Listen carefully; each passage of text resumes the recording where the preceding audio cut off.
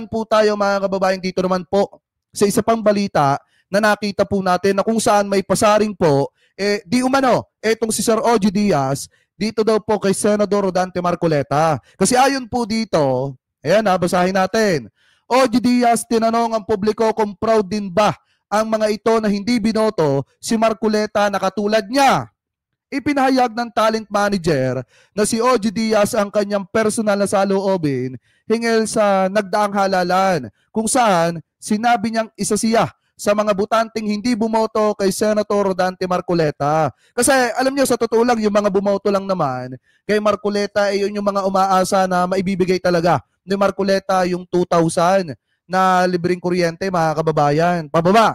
Yung 2,000 pababa na libreng kuryente. Nakalaunan ay hindi naman po talaga nangyari. Kasi wala naman nga talaga mga kababayan. Be practical. Yung gustong mangyari ni Senator Dante Marcoleta, yung pangako sa inyo na 2,000 libreng kuryente pababa, ano po yan? Hindi niya po magagawa yan. To be honest. Pero kahit na ganoon, bigyan natin ng benefit of the doubt, mga kababayan. Ang tingin ko dyan na posibleng magawa, pero pahirapan pa rin, ni Senador Dante Marcoleta ay bawasan yung tax, yung VAT ng electricity. Yun yung tingin ko na magagawa niya. Pero yung 2,000 na libreng kuryente pababa, hindi niya magagawa yan. Kasi babagsak ang Meralco mga kababayan pag ginawa niya yan. Ano po, kaya nga yung sinabi ni Marcoleta noon, isa pong malaking kalokohan yan. Budol po yun. Parang katulad nung kay Alan Peter Cayetano na 10,000 bawat pamilyang Pilipino. Kaya nga yung iba na mga bumoto na naniwala dyan, ngayon nagsisisi kung bakit nila binoto si Marcoleta. Kasi hanggang ngayon wala pang nagagawa para pababain yung presyo ng kuryente mga kababayan. Wala pa ding nagagawa para maisakatuparan yung 2,000 na libreng kuryente. So, ibig sabihin, marami po talaga ang nabudol dyan. So ngayon, sabi pa dito, basahin pa natin. Sa kanyang social media post, tahasang sinabi ni Diaz, I'm proud na hindi ko ibinoto si Rodante Marcoleta. Proud ka din ba? Ang pahayag ng talent manager ay agad na umani ng atensyon online na nagdulot ng sari-saring reaksyon mula sa publiko, lalo na sa mga netizen na may iba't ibang pananaw sa senador at sa mga isyong kinakaharap nito. Ito lang yung sa akin mga kababayan na in my personal opinion. Paano magagawa ni Senador Rodante Marcoleta yung 2,000 na libreng kuryente, nakapokus siya sa pagtatanggol sa mga Duterte. Di ba? Kung hindi sana niya pinagpopokusan na pagtanggol ng ipagtanggol, itong mga Duterte, di sana kahit papaano, mapapagtuunan niya ng pansin yung talagang dahilan kung bakit siya nanalo. Di ba? Sa totoo lang, mga kababayan, in my personal opinion, kung sana lang, inintindi niya yan, di sana kahit papaano ramdam na mga kababayan Pilipino po natin. Buti nga yung 20 pesos na bigas mga kababayan na pangarap lang ni PBBM, nagkatotoo. Yung 2,000 na kuryente na ipinangako ni Marcoleta hanggang ngayon, wala pa. Diba? Mas lalo naman. Ito nga, wala tong pinagkaiba doon kay Alan Peter Cayetano na pangako na 10,000 bawat pamilyang Pilipino na hanggang ngayon, hindi alam, mga kababayan, kung ano na ba ang nangyari. Kaya nga siguro ako hindi ko naman talaga personal na ibinoto yung si Senator Dante Marcoleta. Siguro yung mga bumoto dyan, yung mga nag-expect talaga at walang hindi gaanong updated sa mga nangyayari mga kababayan dito sa mga nangyayaring issue dito po sa ating bansa. Ano po, dahil nga naman kung ikaw ay bukas ang pananaw, alam mo naman sa sarili mo na malabong mangyari yung gustong mangyari ni Senator Dante Marcoleta na mapababa na maging libre yung 2,000 kuryente pababa. Isang malaking kalokohan po yan, mga kababayan. Ano po? So parang ganito lang din yan, na kung saan mga kababayan, kung etong kay Senador Dante Marcoleta na pangako na naging dahilan kung bakit ibinoto ng taong bayan, dito naman sa makikita po nating balita, ito naman yung isa na posible na bago matapos ang taon na ito, maaresto na kasi hindi na alam kung saan susuot mga kababayan, lalo na at itinuturing na ito na pugante.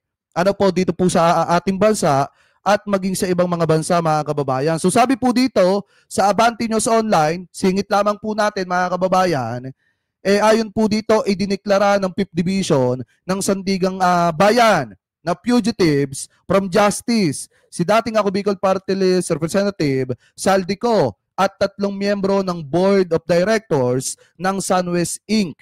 Ipinag-utos din ng korte ang agarang kanselasyon ng kanilang mga pasaporte. Kung makikita nyo kahapon po, canceled na ang passport mga kababayan ni Saldico. At yan po ay ibinalita mismo ng ating mahal na presidente. Kung si Marcoleta nangako ng ganon, eto mga kababayan, kahit hindi po ito pangako, talagang maaaresto at maiipakulong si Saldico. Mga kababayan, dahil nga bukod sa kansela na yung kanyang pasaporte, alam naman po natin mga kababayan na papaliit na ang mundo at lupang ginagalawan ni Saldico. Maaaresto at maaaresto po yan pagdating po mga kababayan ng araw. So kayo, ano po masasabi ninyo mga kababayan hinggil po dito sa mga topic na yan na tinalakay po natin? Comment below na lamang po kung ano po ang opinion at komento po ninyo hinggil po dito sa mga topic po na hinimay po natin. At bago po tayo pansamantala magpaalam, basa-basa po muna tayo ng inyong mga komento at bati-bati na rin po.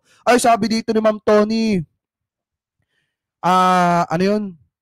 Ni Ma'am Tony, ni Nobla, stupido yan at panayabang lang at ingay ang si Attorney Pelikula. Kaya nga po di ba? Kaya nga mga kababayan Kaya yung iba nagsisisi na kung bakit ba binoto nila. Yung iba naman na hindi naman talaga bumoto, talagang tuwan-tuwa naman mga kababayan kasi hindi sila nabudol ni Marcoleta. So sabi dito ni Mama Marisa, sabi niya dito, nauna pa nga si Senator Risa Hontiveros na ang bagong ipasok na batas na ibaba ang tax ng kuryente. Kaya nga po si Senator Dante Marcoleta may nagawa na ba? Di ba sa electricity siya nakapokus? Bakit naunahan pa siya ni Senator Dante Marcoleta? Ni Senator Risa Hontiveros. Di ba? Anyway, shoutout po sabi dito ni ni Lamberto Tamayo, Marcoleta ang China ang walang West China Sea. Kaya nga po di ba? Anyway, shoutout po sa inyo shoutout din kay Ma'am Julie Laura. Ayan, hello po, good day watching from Riyadh, Saudi Arabia. Oy, thank you po sa lahat ng mga nakatutok. Mega love shoutout po. Shoutout po kay Ma'am kay Ma'am Olive. Ayan, Makapagal, mega love shoutout po sa inyo kay Ma'am Chris Rose. Babe, mega love shoutout po. Shoutout din, ayan, kay Ma'am Olive, ayan, kay Kuya Lamberto. Mega love shoutout po sa inyo kay Ma'am Jocelyn. Oy, kay Ma'am Jocelyn Wana, mega love shoutout na napakasarap long time no si po. Ayan, shoutout po sa inyo. Shoutout din kay Helda Giraldo. Oy, mega love shoutout. Ano ba yung si General Grijaldo. Ay, shoutout Ayan. Shoutout po sa inyo. Ayan, shoutout po kay Ma'am Shoni Pineda. Ayan. Shoutout po na napakasarap. Shoutout din kay Paul Agustin Tunay. Ayan, kay Kuya Tommy Cerezo Force, kay Tol Balaes the Great, kay Kuya Brico, may galab shoutout po, kay Ma'am Dolly Babes, may galab shoutout po na napakasarap, pakisabi kay Tatay Marcos, kay Nanay Emma, may galab shoutout po, kay Ma'am Eileen Drinon, kay Ate Laki Ma'am Tri, shoutout po sa inyo, shoutout din mga kababayan, kanino po ba? Kay Ate Joy Salay, may galab shoutout po, ayan, shoutout din kay Ma'am Choy Cheer, oy, kay Ma'am Lalaine, may galab shoutout po, ayan.